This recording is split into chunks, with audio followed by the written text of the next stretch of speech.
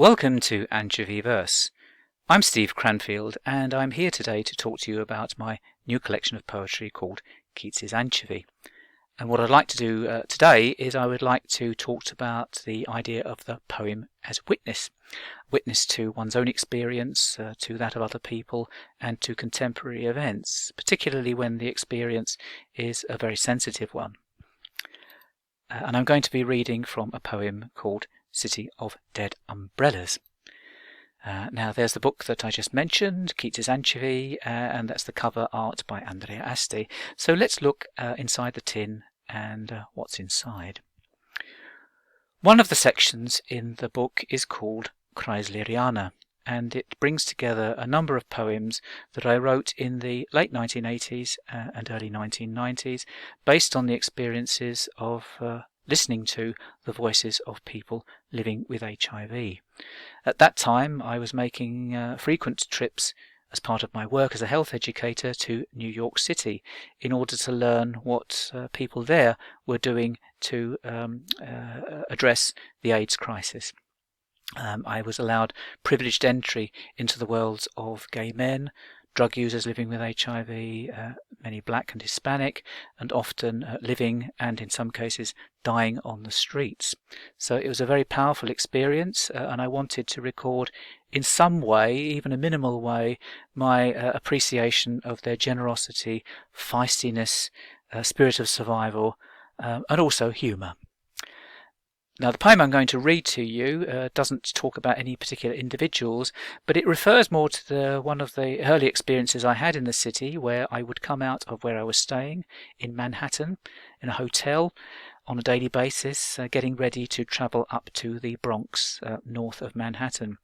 And the contrast between the glitz of Manhattan and the sheer poverty and desperation and decay that I saw in the Bronx, in terms of the physical environment, and the contrast couldn't have been greater. So what could I kind of think about in terms of an image that for me would crystallize this experience of what I felt was the kind of disposability of human life at that stage in the city? What could I do to bring that to a focus, because that was very much the feeling that I had in doing those daily trips. So let's read the poem. City of Dead Umbrellas. On Lexington, East 74th Street, much delayed municipal cleansing weather assists dried blood to quit the sidewalk. Beetroot stains are polished off by Gucci leather, yesterday's oxblood toned down to maroon. Showers have sprouted an umbrella stall by an awning. $8 each, but soon prices, like rain, chance periodic fall to 6, 4.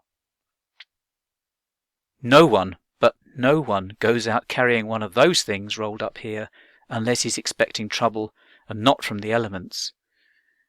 The discarded fear litters the streets, black viscos, wind-blown sticks, bats pinned to the ground by hypodermics. City of Dead Umbrellas. And some years after writing this poem, I came across this image by Tyler Clemens called Umbrella NYC. And this was stunning to see this, because it was almost the exact image that I had in my mind those many years before writing this poem, of seeing this object in the street that for me crystallized so many of the experiences and feelings that I had about visiting the city in those very, very troubled times. City of Dead Umbrellas, and that is in Keats' Anchovy. The book is available on Amazon.